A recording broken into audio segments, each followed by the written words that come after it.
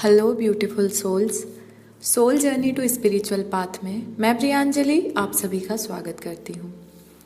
दोस्तों, twin flame journey की stages में आज हम लोग बात करेंगे इस जर्नी के 7th स्टेज के बारे में। पिछली 6 वीडियो में मैं आप लोगों को ट्विन फ्लेम जर्नी की 6 स्टेजेस के बारे में बता चुकी हूँ।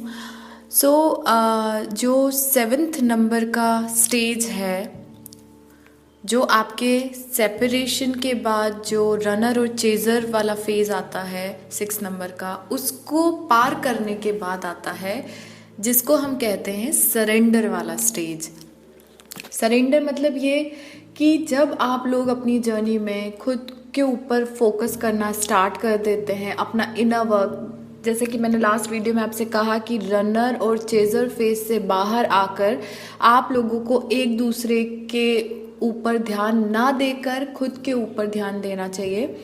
खुद के इनर वर्क पर आप लोगों को फोकस करना चाहिए और उसके बाद आप अब सब कुछ अपने उस भगवान पर, या आप बिलीव करते हैं किसी एनर्जी पे, तो आप उस एनर्जी पर हर चीज़ को सरेंडर कर दीजिए जब तक सही वक्त, जिसे हम डिवाइन टाइम कहते हैं, वो जब तक नहीं आता तब तक आप लोगों के बीच में कोई भी यूनियन या रीयूनियन वापस नहीं होगा। अब डिवाइन टाइम कब आएगा, क्योंकि ये एक डिवाइनली गाइडेड जर्नी है आप लोगों की। वैसे हर जर्नी डिवाइनली गाइडेड ही होती है, बट इस जर्नी में क्या होता है, जब आप लोग अपने रिलेशनशिप में अपने पार्टनर पे अपनी एनर्जी ना लगाकर खुद के ऊपर उस एनर्जी को लगाते हैं, अपना इनर वर्क करते हैं और हील करके अपने आप को बैलेंस में लेकर आते हैं, तब आप उस वाले स्टेज पर आ जाते हैं जिसे हम सरेंडर कहते हैं। कि अब जो कुछ होना होगा, जब तक सही वक्त नहीं आएगा चीज़ें ठीक नहीं होंगी। आप उसका पीछा करना बंद कर देते हैं, आप उससे भागना बंद कर देते हैं और सब चीज़ें भगवान पर छोड़ देते हैं और अपने ऊपर ध्यान देना शुरू करते हैं।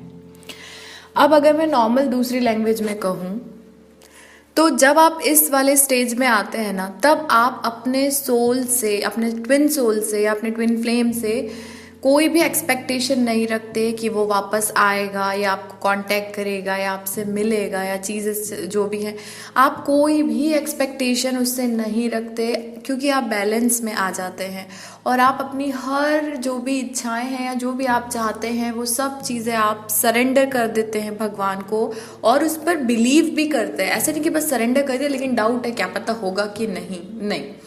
अगर आप सरेंडर कर रहे हैं तो अगर उसमें आपको एक चीज़ इंपॉर्टेंट है, आपको उसमें बिलीव होना चाहिए, आपको भरोसा होना चाहिए, आपको विश्वास होना चाहिए कि जो भी चीज़ें चल रही हैं वो भगवान की इच्छा से चल रही हैं। और जब तक डिवाइन पावर आपके इंटरेस्ट के हिसाब से, जब तक डिवाइन टाइमिंग नहीं आएगा आपके डिसीजन को कंप्लीट करने के लिए, तब तक चीज़ें ठीक नहीं होंगी। इसलिए सब आप भगवान के ऊपर सरेंडर कर दीजिए, छोड़ दीजिए उनके ऊपर, वो सब कुछ अच्छा करेंगे। अगर वो आपको मिलवाना चाहते हैं तो वो चीज़ें अपने आप, जो भी बीच में कार्मिक लोग हैं या कार्मिक सिचुएशंस हैं, वो सब कुछ वो क्लियर करते जाएंगे। अब अगर बात करूँ इसी में और अगर मैं आपको डिस्क्राइब करूँ तो एक्चुअल में क्या होता है कि आप लोग जब इस जर्नी में होते हैं ना, तो आप लोगों के अंदर बिना कहे हुए या बिना किसी से बताए हुए कुछ ऐसे साइलेंट, कुछ ऐसे मेमोरीज होती है आपके अंदर कि जो आपको कहीं ना कहीं टॉर्चर करती है या कहीं ना कहीं आपको हर्ट करती है। लेकिन फिर भी आपको उन चीज़ों से निकलना है और पेशेंस रखना है, अपने आप को काम रखना है, क्योंकि चीज़ें सुधरेंगी। क्या होता है, हमारे साथ में कुछ ऐसी पेनफुल चीज़ें होती हैं इस जर्नी में, आपके साथ बहुत सारी ऐसी पेनफुल चीज़ें होंगी जिसके कारण आपको क्या लगेगा कि क्या पता चीज़ें, क्योंकि वो नेगेटिव पॉइंट आपको बार बार स्ट्राइक करेगा। कैसे ट्रिगर करेगा, क्या पता वैसा होगा कि नहीं। आपने भगवान पे सरेंडर कर दिया लेकिन फिर भी आपको वो बुरी चीज़ें जो है वो बार बार टॉर्चर कर रही है, आप अंदर से हर्ट हो रहे हैं। आप ऐसा मत कीजिए, क्योंकि ये जर्नी है तो यूनियन होगा, भले इस लाइफ में ना चाहिए तो अगली लाइफ में।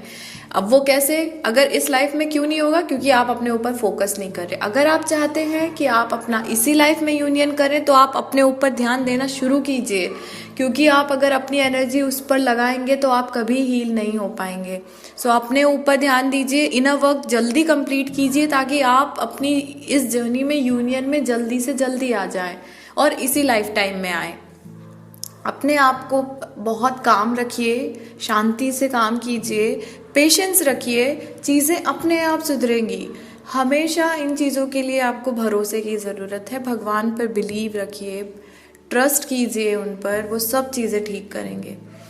जो सेपरेशन होता है, जो मैंने आपको बताया था 5th नंबर का जो स्टेज है, जब सेपरेशन होता है तो वो अपने आप में एक रिफ्लेक्शन देता है आप दोनों के बीच में। जब मिरर स्टार्ट हो जाता है सेपरेशन के एक फेज में, आप दोनों के बीच में मिररिंग स्टार्ट हो जाती है।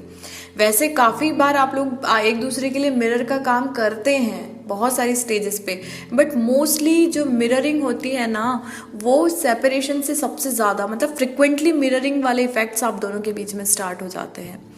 और आप लोग जो होते हैं ना, वो अपनी मिस्टेक्स को बार बार रिफ्लेक्ट करते हैं। आप यहाँ जो गलती कर रहे हैं समझ जाइए वो कर रहे हैं। अगर आप यहाँ उन्हें याद कर रहे हैं तो वो आप देखिए एनर्जी कैसे भेजेंगे। आप ज़बरदस्ती उनको याद करेंगे और तकलीफ में याद करेंगे तो वो आपकी तकलीफ को समझ के वो आपके पास नहीं आएंगे, क्योंकि आप तकलीफ में हो, उनको वो चीज़ फील हो रही है कि अगर वो आपके पास आए तो आप उनके साथ में लड़ाई कर सकते हैं। सो आप अपने अंदर से उनके लिए कोई भी थॉट्स है ना, उनको निकाल दीजिए, अपने आप को बैलेंस में लेके आ जाइए ताकि वो आपकी एनर्जी को फील कर सके कि आप बैलेंस्ड हो। अब वो आपके पास आ सकते हैं, आप उनके साथ में पोलाइट रहेंगे। सो उनको आप चेज भी मत कीजिए, सब चीज़ें सरेंडर कर दीजिए।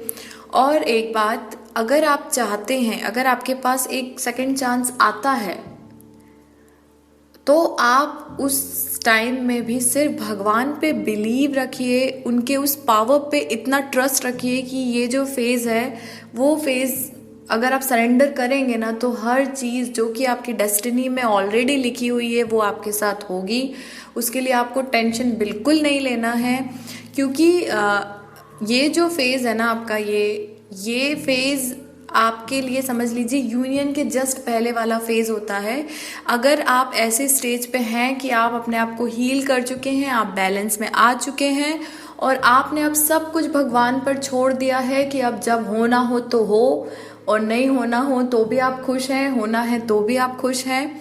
आप किसी भी चीज़ को लेकर टेंशन में नहीं है कि यूनियन नहीं हो रहा, हम मिल नहीं रहे, हम बात नहीं कर रहे। अगर आप इसमें मतलब आप अभी भी रनिंग और चेजिंग फेज में हैं, वहाँ से निकलिए, हर चीज़ छोड़ दीजिए भगवान पर।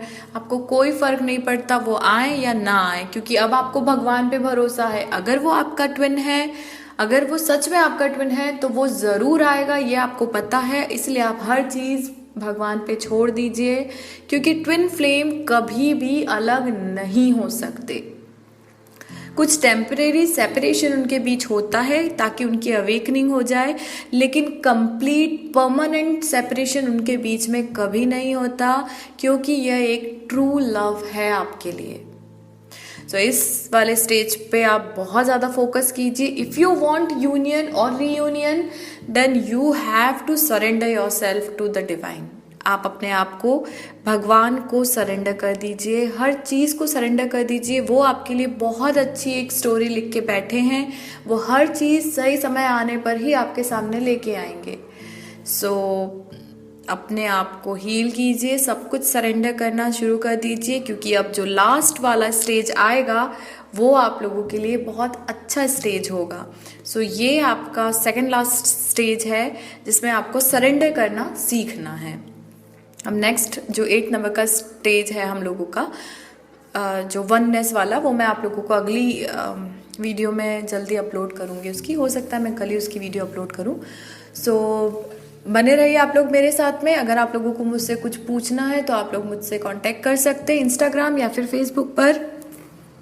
आप लोग कमेंट में भी मुझसे पूछ सकते हैं। मैं कोशिश करती हूँ कि मैं किसी भी मेरे सोल सिस्टर या ब्रदर जो भी हैं उन लोगों को रिप्लाई दूं। मतलब मेरी तरफ से मैं कोशिश पूरी करती हूँ कि ऐसा कोई ना छूटे जिनको मैं रिप्लाई ना दे पाऊँ। एक और बात, मैं इंस्टेंट रिप्लाई नहीं दे पाती, बट मैं कोशिश करती हूँ कि अगर आप मुझसे कुछ पूछेंगे तो थोड़ा सा पेशेंस रखिए, मैं आप लोगों के क्वेश्चन का आंसर ज़रूर दूंगी। सो मिलती हूँ जल्दी आपसे, तब तक के लिए thank you so much and stay tuned.